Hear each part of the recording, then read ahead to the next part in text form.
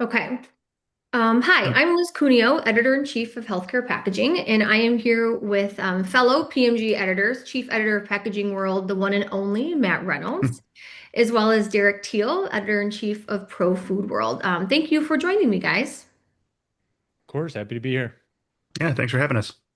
So I thought we'd, get together and talk about a very trending topic that it sort of stretches across all of our brands, and that is the GLP-1 craze, and the fact that, the GLP-1s in all forms are really on the rise. At Pack Expo East, in our video from the show floor, I commented in that video about that segment's really growing and growing fast. According to the American Medical Association, spending on GLP-1s rose by more than 500%, and that was from 2018 to 2023. Here we are in 2026. I'm sure that number is booming even higher. So how much chatter do you guys hear about GLP-1s at work or even in your social lives? Socially, I don't hear about it at all. It's Okay. it's mostly it's mostly through work that I hear about it, but it's not really so much on the production side of things yet. It's more uh just an industry term, like you hear webinars and get press releases on it, but otherwise, I haven't talked to a production manager yet that's really having seen this and really going, having it impact their process yet. Okay. How Uh, about you, yeah, Matt? yeah, it's hitting now, I would say. When the onset of the GLP ones, first of all, they at one point years ago there was some sort of stigma behind it. I think we're well beyond that. Mhm. But brands, I assume, were watching that closely. They didn't want to emblazon something on their packaging that would then put a stigma on the user of that packaging. But I think we've crossed that Rubicon a few times over. But I think that packaging portion of this is catching up. 2 years ago, they didn't see much impact. This is 2023, so maybe 3 years ago now, there was very little impact. But now we're starting to see some real brand examples, and also starting to see some more logistical examples of smaller package size, that sort of thing. So it's the wave is just finally catching up to the packaging, I'd say. Yeah, for sure. And in my industry in healthcare, it's really shaping the cold chain packaging market. At Pack Expo East, we saw new mailers coming out onto the market that were specifically made for GLP-1s. Um, and also we talk about, auto injectors, for the space. So that comfort level is really up on that, which is interesting to see. So that's impacting auto injectors, how those are being produced, seeing machinery that talks about labeling those, packaging those fast, and that's really all from that biologics growth space. So it's interesting to hear how that's affecting healthcare. But then, I was on a LinkedIn Live from a company talking about how GLP-1s is impacting more than healthcare. So I wrote a recent article about it, and it's really impacting packaging and the food industry overall. So Derek, I didn't know if you had a comment on if you're hearing about how it's impacting food. I specifically heard that it's impacting food sales overall. Food spending is going down. People's appetites are decreasing. Yeah, and so from a production standpoint, it's really not affecting things that much because when we're talking about portion sizes and that sort of thing, it's really just the same thing as if you're changing the formulation to or a different set of run, a different type of run for a different type of product or SKU that you're dealing with on the line. So from that angle, there's not a big change. It's more on, like I said, on the formulation side where you know it's like when you're trying to go from like a natural dye to, or from a synthetic dye to a natural dye sort of situation. And so that stuff that's happening further upstream than what we tend to cover at Pro Food World. But um, it does in fact impact things like production runs and then processes and storage for, again, just like any change in SKU that you would make.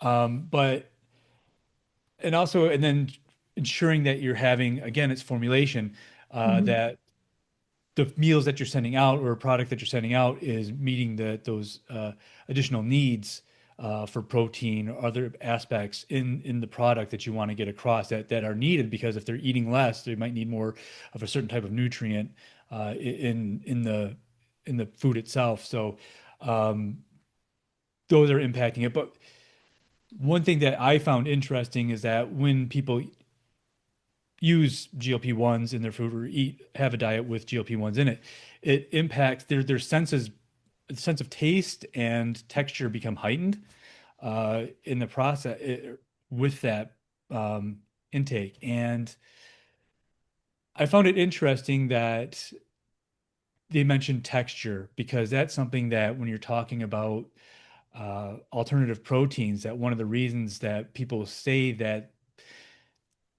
they don't want to have an alternative protein product is because of that texture aspect of it. Like I'm eating something that's supposed to be a chicken nugget, but it doesn't feel like a chicken nugget. And so if that becomes heightened, I think that's really going to be potentially a challenge for uh, the manufacturers because they'll have to get that just right as it comes out. Hmm. Because if there's a change from one run to the next in how that in that consistency or quality of texture, whatever it is, people will notice it, and people are pretty finicky about stuff like that, obviously. But it's pretty interesting, I think, that how that is going to impact potential manufacturing. But I think more so, it's going to be from a food safety side, um, and it has to do with the supply chain because the FDA has already said it's going to go after companies that are offering their own GLP-1 active pharmaceutical ingredients that haven't been FDA approved, and then but they're being marketed as similar alternatives to APIs that have been FDA approved. And it will become down to we've seen this before, is the supplier of those GLP-1s, are they reputable? Are they are they consistent? We've had issues in the past regarding cinnamon powder, where unethical suppliers they'll add lead or something to it to improve their own sales by adding less real products, cheaper, and lead tends to get missed in certain inspection processes. And we're in the middle of right now of, another issue with regard to infant formula, where lead and certain levels of lead and arsenic have been found, and it's again because Wow. of you know the supply chain. So where that product is coming from, it's going to be important that you know the manufacturers know where where it is that they have faith in their supplier. And you know GLP-1s are all are peptides, and Hmm. so they're different from vitamins and minerals that we usually get from food products in the sense that they impact bodily functions because they're short chains of amino acids that tell our cells to do certain things. And so, because everybody's different, people might have different reactions to different types of peptides put into their systems. And could that be a liability issue? I mean, if somebody reacts differently from one peptide from one person to the next regarding whatever peptide that's been that they've consumed, is that whose whose fault is that? Is that the consumer's fault because they didn't see a doctor, or the producer's fault that they didn't have clear warning labels or something on that product? And I think it's interesting, maybe ironic that peptides can have such a big impact on the human body, and our current Health and Human Services Secretary wants to unban 14 peptides as quickly as possible. But they want to get away from, he was trying to get rid of the GRAS system, the generally recognized as safe system that's been used by food manufacturers for decades. He wants to get rid of that, but wants to just throw in these peptides that could have potentially more dire ramifications on an individual than the GRAS system that we use. So I think a lot of information is going to be need to conveyed to the consumers. So that's going to mean a lot of a product's packaging and labeling is going to have to do some heavy lifting. But I think Matt knows Yeah. more about the packaging side than I do. So I mean, let him comment on that sort of thing. Yeah. Well, I So mean, you brought up an interesting point that it's so many more, GLP, maybe they're not even GLP-1s at that point, right? So many different peptide alternatives and how they're marketed, how they're labeled and distributed. Is it a food product? Is it a medicine? Is it a wellness formula? So, and I'm sure, that's causes some labeling shifts and regulatory changes as we talk about those different segments. So, Matt, I guess we turn to you as the labeling packaging expert of any insights into this rising boom of peptides. Well, I haven't seen peptides. It's such a niche thing. It doesn't really impact. I mean, the peptides that I would are mostly injected at this point, or they're Yeah. seen as a medicine, a pharmaceutical, as opposed to off-the-shelf retail, consumer packaged goods. So what I'm seeing instead of the product itself being advertised, it's more around the periphery of the product for GLP friendly. So Mm. portion control, you mentioned the run length and so on. That that's kind of where packaging and processing meet is going to be the smaller trays, so smaller depositing or the amounts being deposited. I had an odd thought that maybe this would be a impact sustainability because you think smaller sizes, could they claim less material usage? But Hmm. really, what's happening is you tend to be amortizing similar amounts of packaging, maybe some a little bit less for quite a bit less food. So it actually works in the other direction there. But yeah, I mean, one product specifically is designed to be portion controlled and to be pre-portioned with high protein and fiber. That's Nestle's Vital Pursuit product. Again, Okay. smaller frozen meal tray sizes, portion controlled servings, and what you'll see everywhere. I've got it on my desk here is high protein. Positioning. I didn't even notice this. This is because I've got leg day today. But but really, you're seeing more protein everywhere. I even noticed Special K has protein. I've never thought of a Special K. The cereal is associated with protein. So the labeling itself is changing because, as we know, um, labels are a competition to get all sorts of different messaging on there from the brand Yeah. designers who want the prettiest package and the most inviting for somebody to pick it off the shelf to the folks who want to communicate sustainability messaging. So this is just another NASCAR sticker to put on the roof of that NASCAR car to label something GLP-1 friendly. But brands are doing it. Healthy Choice, Conagra's Healthy Choice, and starting to explicitly reference GLP-1. So they have to make the choice. Healthy Choice is a good place to do that. You're not, a steak might be GLP-1 friendly because it's a protein, but you're probably not going to be messaging that on a steak. So it's kind of choosing the right location for that. Again, I was just showing you the Fairlife protein shakes. This actually this changed in 2018, so this was um,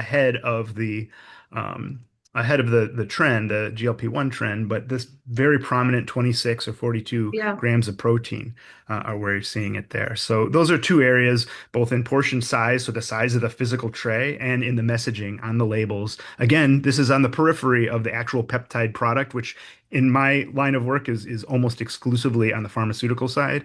I don't really see a lot of Derek, you probably know there's very niche applications of actually ingesting these types of things. But for us, for the fast moving consumer goods segment, center and around the edges of a grocery store, it's all on the portion size, the tray size, and also on the labeling.